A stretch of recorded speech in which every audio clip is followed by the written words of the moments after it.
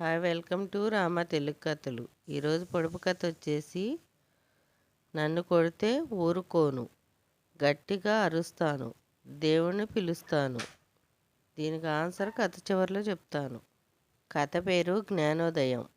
శ్రద్ధానందుడు తన ఆశ్రమంలో ఎంతోమందికి విద్యాబుద్ధులు నేర్పుతుండేవాడు. వారిలో శ్రవణుడు ఎప్పుడూ దిగులుగా ఉండేవాడు. ఒకసారి శ్రద్ధానందుడు విషయం ఏమిటా అని అడిగాడు. గురువుగారు, నాకు ఎంతకు తరగని సంపదలు కావాలి. మీరు చెబుతున్న విద్యల్లో ఏది నాకు పనికి వచ్చేలా కనిపించడం లేదు. నాకు ఇవన్నీ కాదు, కేవలం ధనం సంపాదించే విద్యలు మాత్రమే చెప్పండి చాలు అన్నాడు శ్రవణుడు.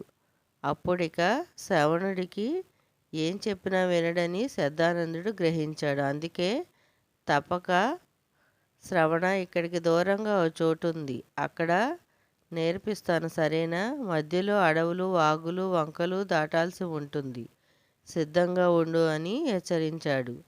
దానికి శ్రవణుడు ఓ తప్పకుండా గురువుగారు అన్నాడు. మరుసటి రోజు ప్రయాణం ప్రారంభమైంది. కొంత దూరం వెళ్ళాక ఒక అడవి వచ్చింది. దాన్ని దాటాక ఒక ఊరు వచ్చింది. అప్పటికే శ్రవణుడికి బాగా ఆకలిస్తుంది. అదే విషయాన్ని గురువుగారితో చెప్పాడు. శ్రద్ధానందుడు శ్రవణుణ్ణి ఒక విందుకు తీసుకెళ్ళాడు.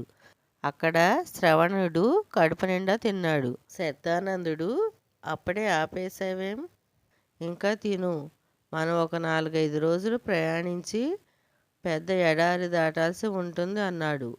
అమ్మో, ఇంక నా వల్ల కాదు, ఇప్పటికే కడుపు నిండా తిన్నాను. అయినా ఏ రోజు తినాల్సింది ఆ రోజే, అది కొద్ది కొద్దిగానే తినగలం అన్నాడు శ్రవణుడు. దానికి గురువుగారు, మరి ధనం విషయంలోనూ ఎందుకు నువ్వు అలా ఆలోచించడం లేదు? ఏ రోజుకు ఆ రోజు కష్టపడి సంపాదించుకోవటంలో తప్పేముంది? వీలైతే అందులో కాస్త పొదుపు చేసుకోవచ్చు. అత్యాశ మంచిది కాదని చెప్పాడు శ్రద్ధానందుడు. గురువుగారు, మీరు నా కళ్ళు తెరిపించారు.